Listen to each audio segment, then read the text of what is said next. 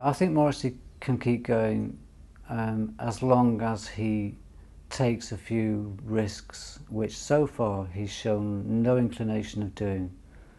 And I think if he takes some risks and just goes for something that's just, just a bit more fucking original, basically, because we're kind of bored with that now, And I just think, the point is he sounds bored with it himself, and he must be. So I think he can keep going because he's incredibly talented. There's no mistake there. He really is a seriously gifted person. So he's going to have to move. He's not moved anywhere. He's still back in the 80s.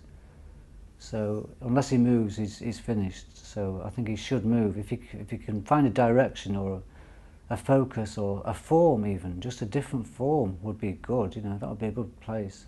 He's going to have to do something if he wants to maintain some kind of credibility.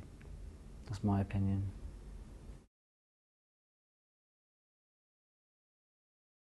I think you've hit the nail on the head. I think you're absolutely bang on the button there.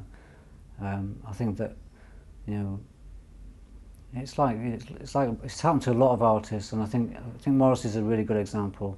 If he'd had the same songwriting partner for all these years, it would have it just would have developed and become more than itself, because it becomes more than the sum of its parts when that happens. And he's never had that, and that's what he's lacked, and that's a shame, But it's partly his own doing. He keeps, he's kind of very destructive in his relationships with people, and I know he was with Johnny, very definitely.